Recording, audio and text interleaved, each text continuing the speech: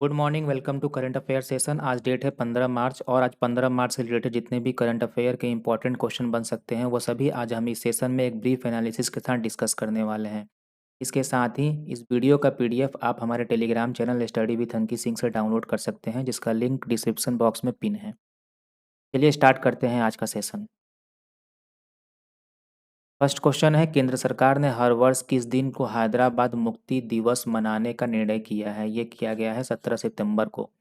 केंद्रीय गृह मंत्रालय ने एक अधिसूचना जारी करते हुए कहा कि 15 अगस्त 1947 को भारत की आज़ादी के बाद 13 महीने तक हैदराबाद को आज़ादी नहीं मिली और वह निजामों के शासन में था। ऑपरेशन पोलो नामक पुलिस कार्रवाई के बाद 17 सितंबर 1948 को यह क्षेत्र निजाम के शासन से मुक्त हो गया था। पीटीआई के मुताबिक अधिसूचना में कहा गया है कि अब हैदराबाद को आज़ाद कराने वाले शहीदों को याद करने और युवाओं के मन में देशभक्ति की लौ जगाने के लिए भारत सरकार ने 17 सितंबर को हैदराबाद मुक्ति दिवस के रूप में मनाने का फैसला किया। क्वेश्चन नंबर सेकंड है, किस देश में 8 आँखों और पैरों वाली एक नई बिच्छू प्रजाति की खोज की गई है? ये किया गया है थाईलैंड में। थाईलैंड के कैंग क्रचन नेशनल पार्क में शोधकर्ताओं की एक टीम ने 8 आँखों और 8 पैरों वाली बिच्छू की एक नई प्रजाति की खोज की है। उन्होंने इस प्रजाति के 3 वयस्क नर और 1 वयस्क मादा पर अध्ययन किया। थाईलैंड के कैंग क्रचन नेशनल पार्क के नाम पर इन बिच्छुओं का नाम यू स्कॉर्पियोप्स क्रंचन रखा गया है।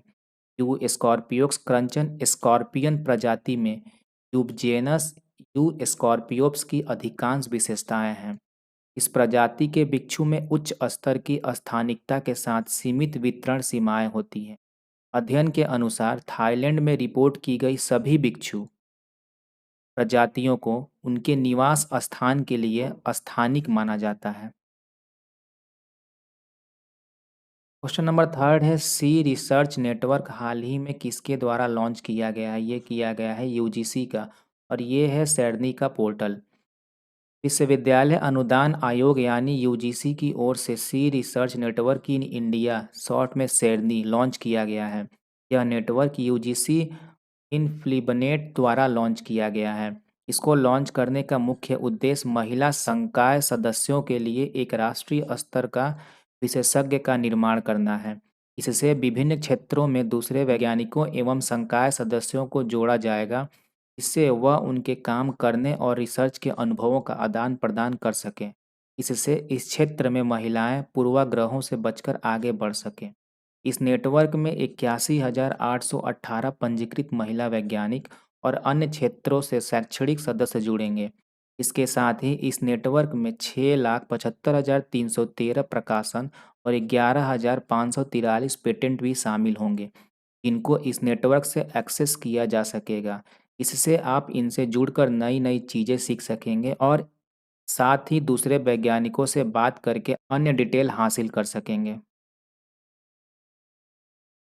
क्वेश्चन नंबर फोर्थ है, नीति आयोग ने उद्यमिता को बढ़ावा देने के लिए किस पहल की शुरुआत की है? ये की है वोकल फॉर लोकल की। नीति आयोग ने 13 मार्च 2024 को अपने आकांक्षी ब्लॉक कार्यक्रम के तहत वोकल फॉर लोकल पहल की शुरुआत की है। इस पहल का उद्देश्य स्थानीय अर्थव्यवस्थाओं को मजबूत करना और जमीनी स्तर की उद्यमशीलता को बढ़ावा देना, अंततः आत्मनिर्भरता और सतत विकास को बढ़ावा देना है। नीति आयोग के सीईओ बीवीआर सुब्रमण्यम ने भी वोकल फॉर लोकल को बढ़ावा दिया है। उन्होंने जिला कलेक्टर और ब्लॉक स्तरीय अधिकारियों से आग्रह की है कि वह सूक्ष्म उद्यमों के सतत विकास और सुविधाजनक बनाने के लिए सरकारी ई मार्केट प्लेस जेम और open network for digital commerce ONDC जैसे भागीदारों के साथ सहयोग दें। क्वेश्चन नंबर फिफ्थ है, किस राज्य में सरकार ने महिला सरकारी कर्मचारियों के लिए प्रतिवर्ष अतिरिक्त 10 दिनों की आकस्मिक छुट्टी की घोषणा की है? ये किया गया है उड़ीसा सरकार के द्वारा।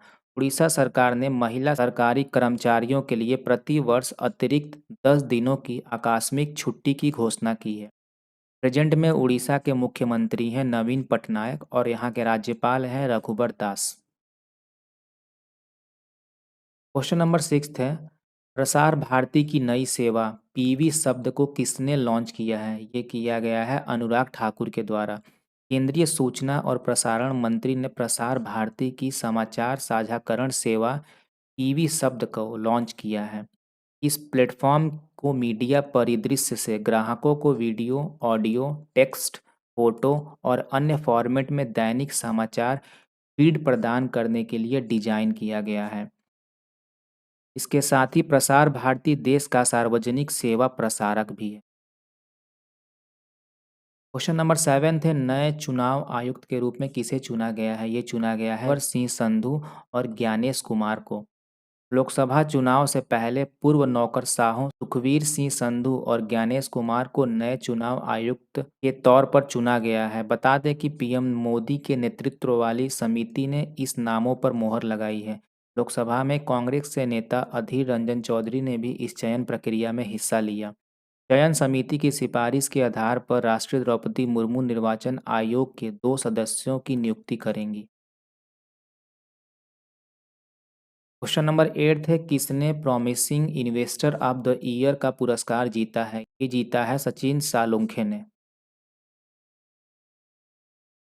क्वेश्चन नंबर 9 है, भारी उद्योग मंत्रालय ने ऑटोमोटिव और ईवी सेक्टर में इनोवेशन को बढ़ावा देने के लिए किस आईआईटी के साथ समझौता ज्ञापन पर हस्ताक्षर किए हैं?